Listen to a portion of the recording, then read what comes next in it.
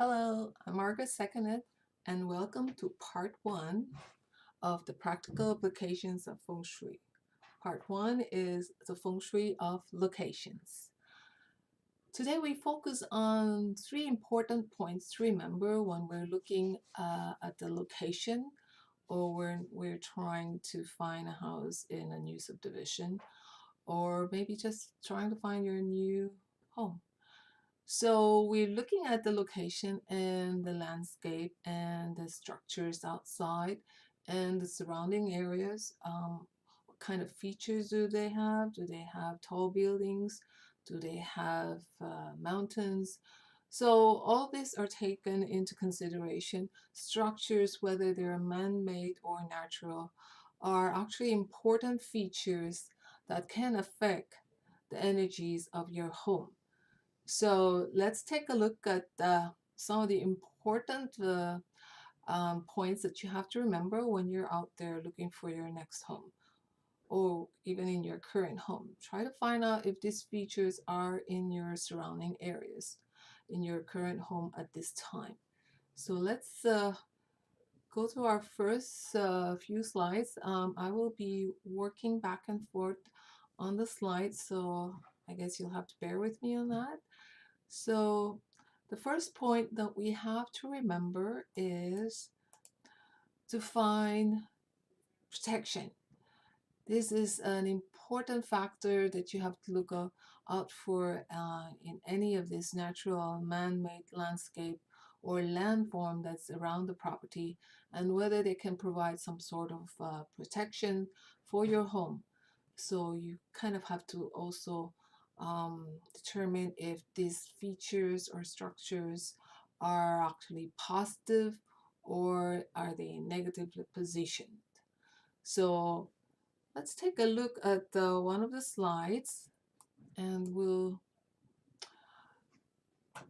work on some of the things that we can see from these slides. So finding protection, we have to find some sort of protection. So either the infrastructures around us are actually man-made or they're natural. They are an important feature. Whatever, how they're positioned within our surrounding area is actually critical. So first of all, we want to find out if the land that we're looking at, do they have vegetation? Do they have wildlife? Do they have trees or are they thriving? So these are important features that we want to take note of. Let's take a look at this slide here. As you can see, amongst tall buildings and other infrastructure, either they're tall buildings or shorter ones. You also have in the background mountainous features. So wherever your property is located can be affected by either these tall buildings or any buildings that are actually blocking, let's say, the sunlight or your views, or they can emit other types of energies that can affect the even positive energies within your property. So when you're looking at this, you are trying to figure out which is the best location.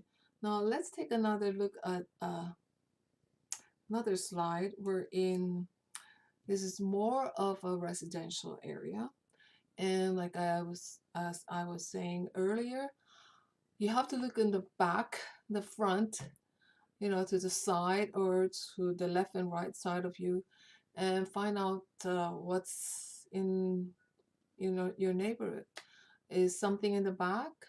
Like in this picture here, you can see that backing or even fronting. So some houses are positioned in such a way that this tall building apartment complex is actually to the back of some of the houses. And if you can also look at some of the other stuff here, you can see that the let me get something. Other features here, like some of these houses here, would actually be the building would actually be to the side of the houses as opposed to the back of the house. Like for this property here, you can determine that the building is in the back of the house. In a kind of a way, it's kind of a protection for you. Now, what kind of protection are we looking for? So let us go to the next slide. We're looking for the four celestial animals. Four celestial animals would be, let's take for example this building here. The four celestial animals would be what's in the back, and that would be the turtle. We would like to have the turtle as protection in the back. We would also like, so this is the back area. We would also like to have on the left side of your property protection, which is also what we consider the dragon side. And then on the right side, we would also like to have protection on the right side, and this is considered the tiger side, white tiger side. And in the front, we would really like to have a clear view of what's ahead. You know, we would like to find we would like to be able to see what's in front of us. So an obstruction, an object or a structure that's right in front of us would actually be a negative feature because it's obstructing our views. It's obstructing what we're seeing in the front. So again, we would like to have the back support, like in this case, as you can see from the picture itself, the building has to the back, towards the back, the mountains, so it's kind of protecting as long as this mountain is not sort of like an overhang. Then it would actually be detrimental to you. So what I mean with an overhang type of thing, I hope you can actually I will try to enlarge or drawing the blackboard, and I hope you can see it. So let me close one of these things, and I will try to bear with me. Hopefully what I will show here is what I mean by an overhang is when you have a house here. Okay, let's say that's the house, whether it's to the side or and then you have, let's say, kind of a mountain around here.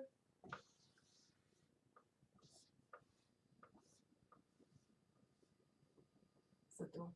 And you kind of like, the mountain kind of like, it's just sitting right there. I hope you can see it. So it's kind of like a protrusion, so like hanging over the house. So whether the house face that direction, face this direction, it's kind of leaning towards the house. Now this is a negative feature, and if you see this, then it's kind of like a no-no. So try to avoid getting a house that has some sort of overhang over it. And like in this picture here, we can see that there's no overhanging cliff or boulders or whatever, so it's pretty far from the mountain's pretty far from this building here. So if there is a set of green trees, shrubbery to this side here, I'm sorry,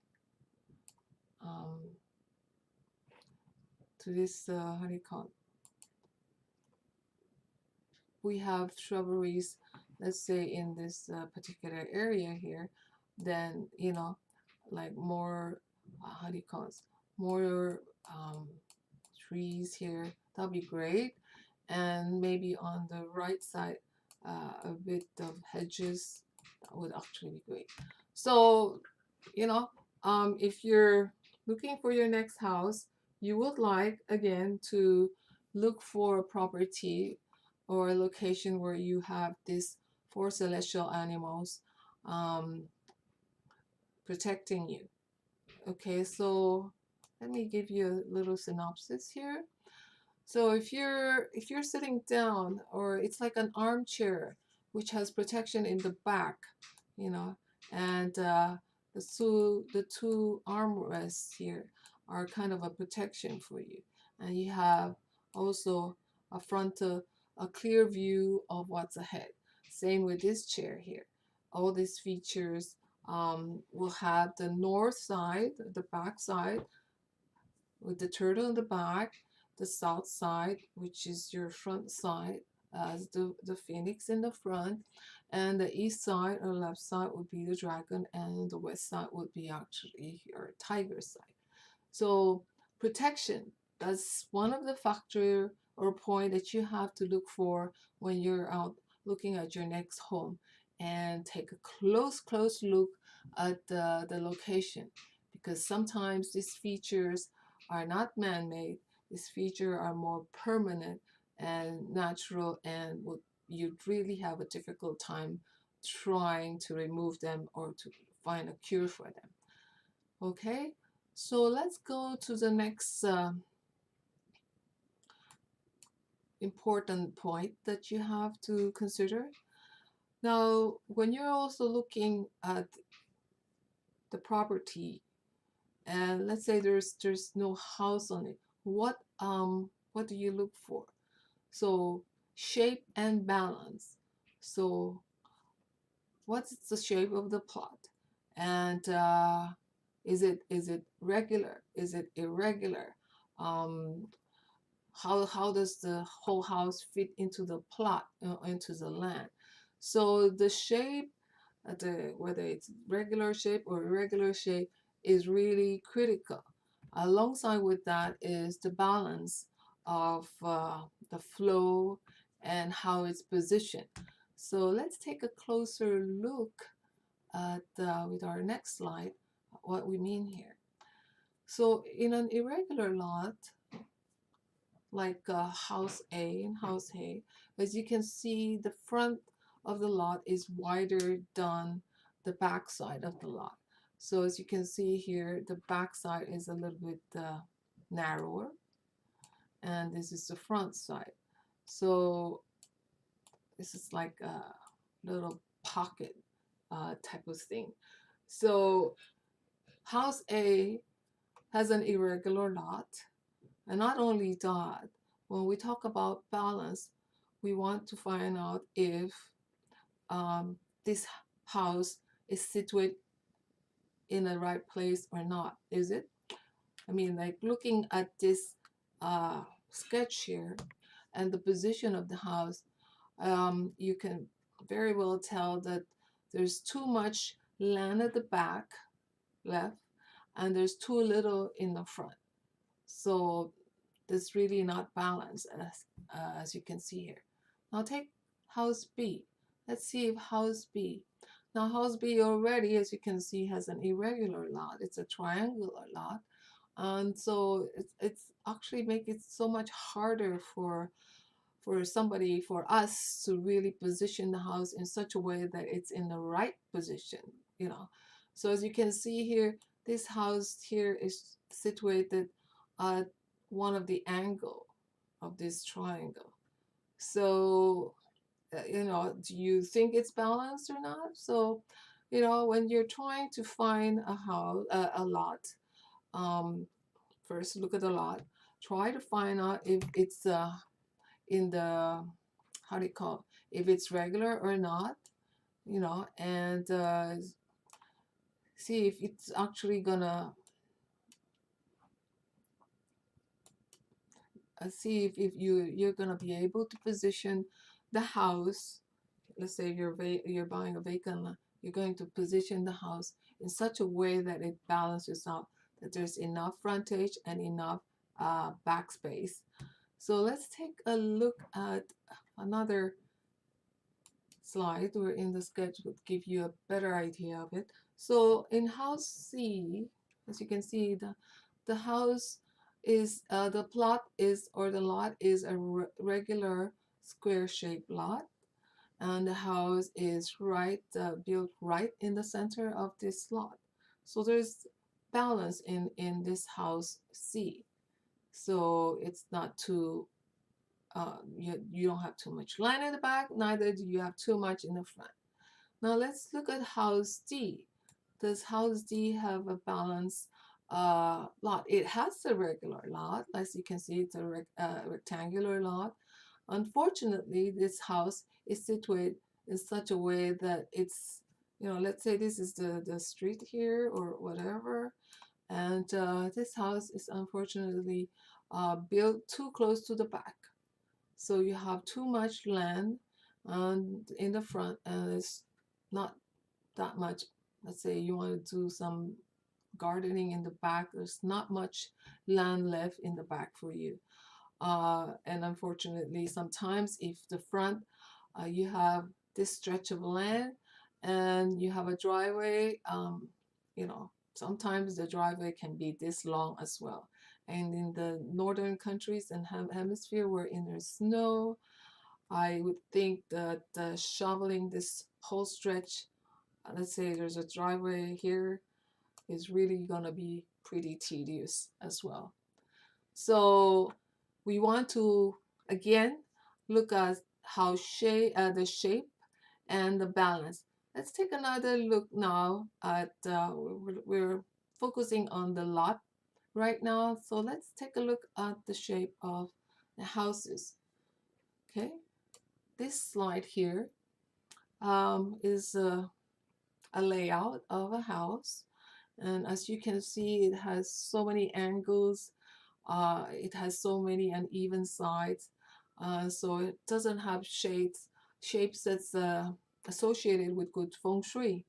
So as you can see here, when the energy flows around this area, it gets stuck, or it gets there's going to be sharp corners, or the energy won't be able to flow pretty smoothly from one area to the other.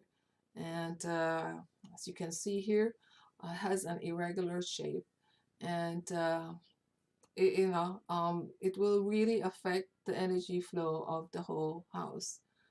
Okay, so let's take another look at another slide. Now this house has room shapes, or even the shape of the house is a little bit more regular. If there are extended portion of the house, they're actually minimal and they're not as big. So as you can see, when the energy flows around here in this particular floor plan or layout of the house, it has a smoother and a clearer flow of energy.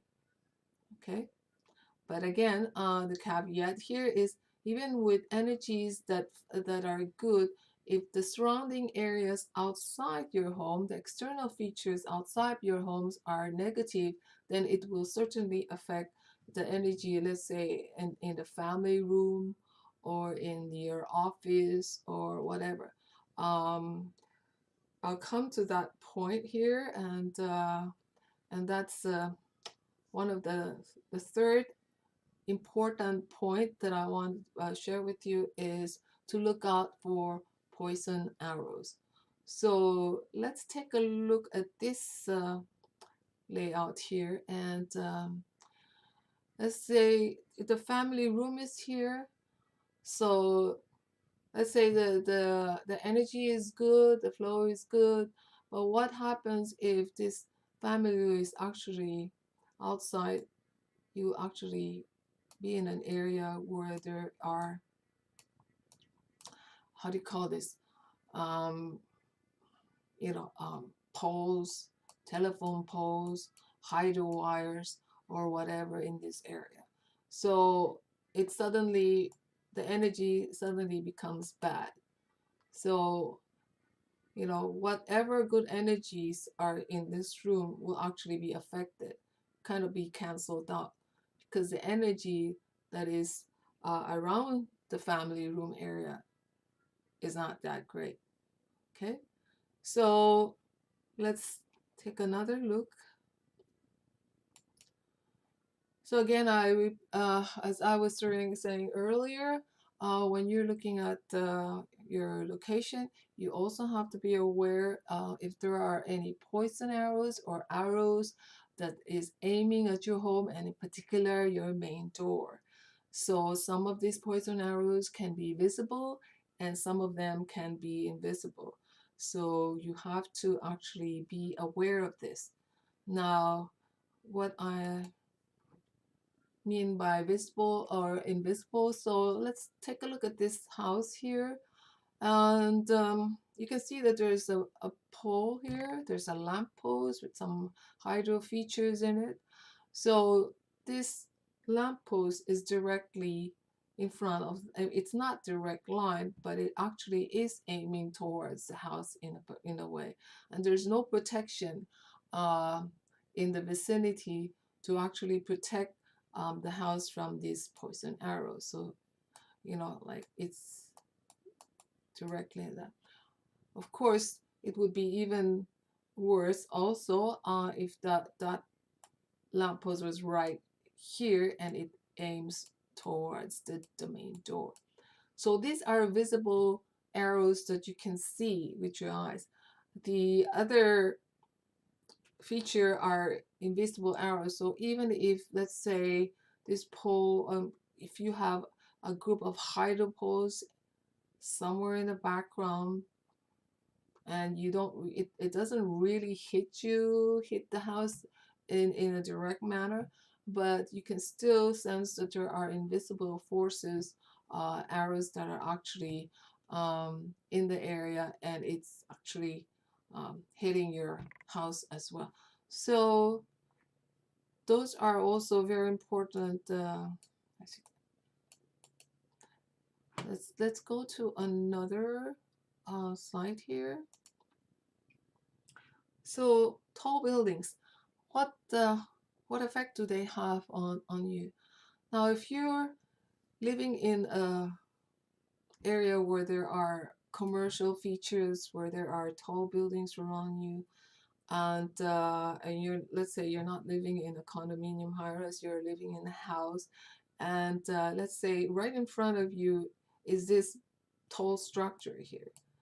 So every time you go out, you will see this tall building right in front of you. So as we were saying earlier, if the hydro pole or the lamp post or a tree is like a poison arrow to you, imagine the energy from this tall building always, casting its energy right towards your home, especially if you're actually, your house is actually face to face with this type of structure. So, you'll have to be a little bit more aware of what's around you. These are some of the factors that can affect the energy in your house. It can actually affect whatever positive energies you have in your house. It can turn them into negative energies as well. So especially if these areas, location and sectors are important sectors in your home, like your bedroom or your study, you know. So let's take another look at the last slide here. So again, as you can see here in a commercial setting as well, or even in a residential setting as well, you can see around you what are some of the landscape features that you have to be aware of. Um, let's put that, how do you call this? A while ago we were talking about, let's say this building here, as you can see, I mean this building, it is a smaller building, but look at this tall steeple right here. It is directly kind of in front of this building. So this building is kind of has the poison arrow right in front of its entrance. So, it is visible. What can you do about it?